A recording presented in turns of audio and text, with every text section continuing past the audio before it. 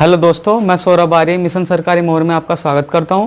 आज का हमारा टॉपिक है हिंदी वर्णमाला पार्ट 4, जिसमें हमने आपसे पहले जो 3 क्लासेज की हैं उनकी हम प्रैक्टिस करेंगे। एक प्रैक्टिस क्लास है, तो हम इसमें ये देखेंगे किस टाइप के क्वेश्चन हमारे एग्जामिनर एग्जाम में रखता है। तो हमारा पहला क्वेश्चन आता है इस टाइप का कि भाषा की सबसे छोटी इकाई क्या है।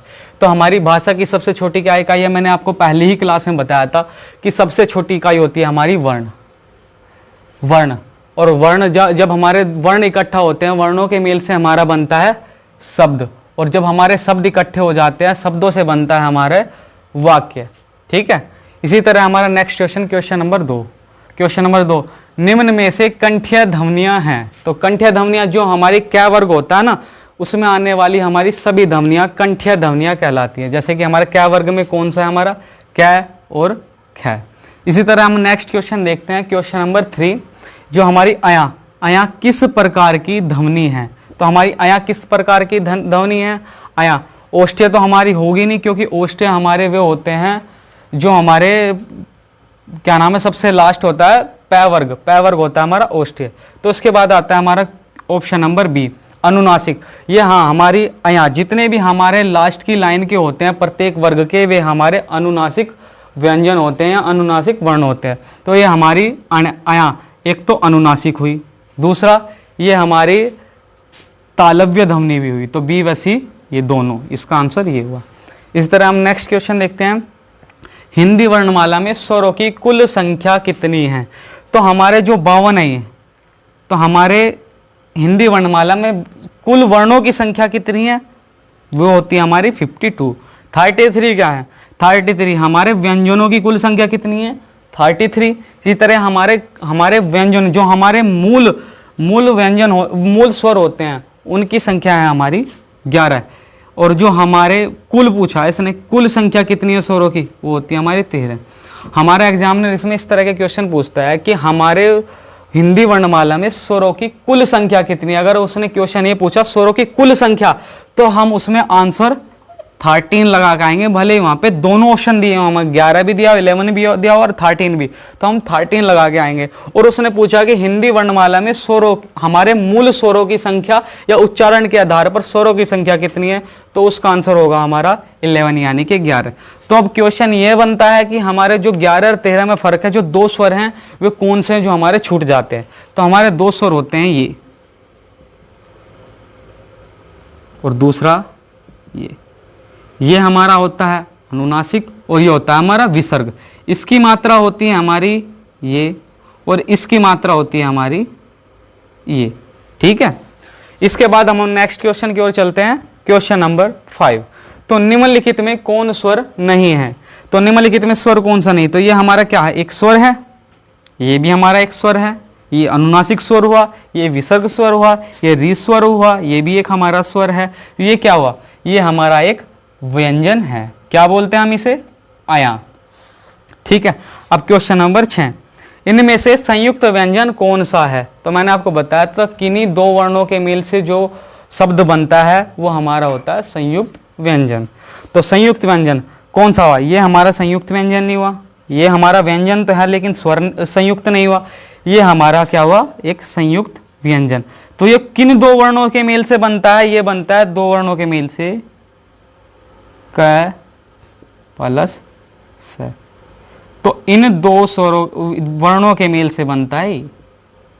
तो ये हुआ हमारा, इसका आंसर ये है हमारा संयुक्त व्यंजन। इसके बाद आता है हमारा नेक्स्ट क्वेश्चन नंबर 7, अणय। ये किस प्रकार की ध्वनि है।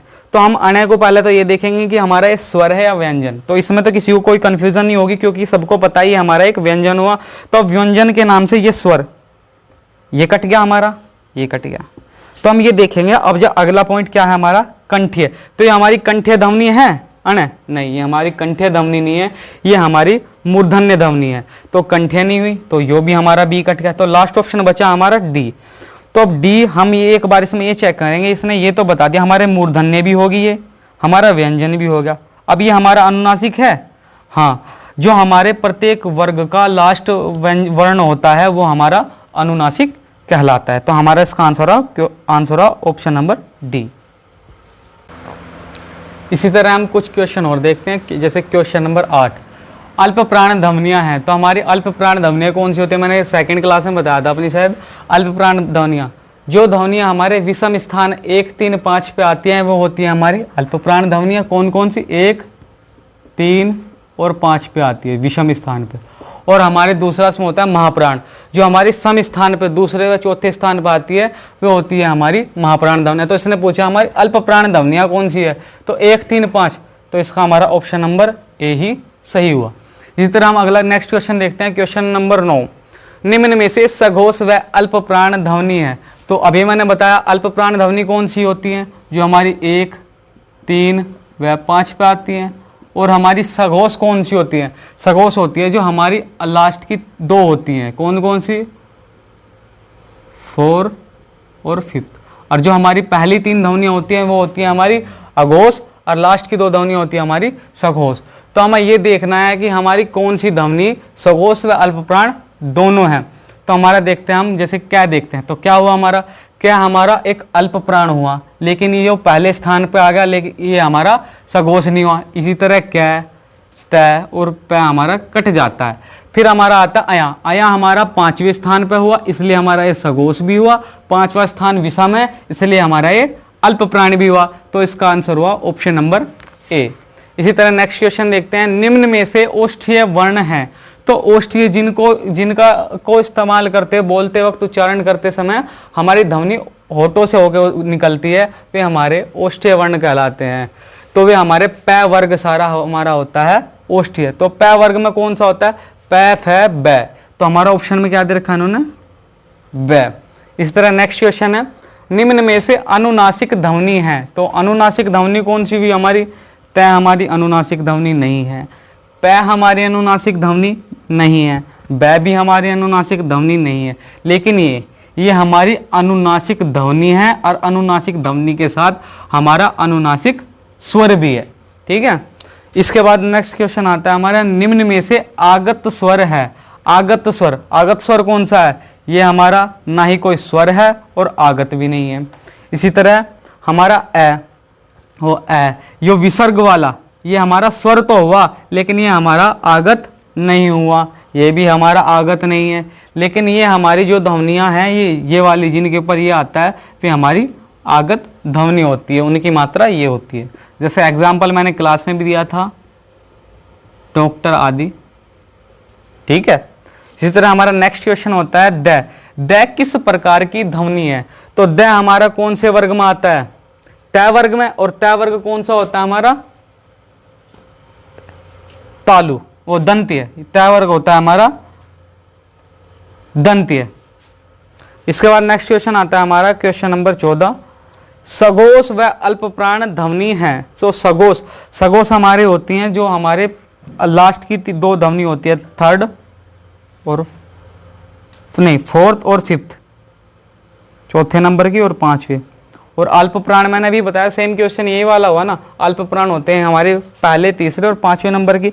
ऐसी हमारी ध्वनि कौन सी है, इनमें से कोई सी भी नहीं है, क्योंकि ये भी सम स्थान पे आ गई, खैर दूसरे नंबर पे सम स्थान पे आ गई, तो ये हमारी अल्प प्राण नहीं हुई। अल्प प्राण विषम स्थान पे होता है, ये भी हमारे दूसरे पे, ये भी दूसरे पे। तो हमारा मैंने क्लास में बताया था, जितनी भी हमारी स है ये हमारी एक उष्मीय ध्वनि है, जो हमारी सभी उष्मीय ध्वनि हमारी सघोष होती हैं और अल्प प्राण भी होती है।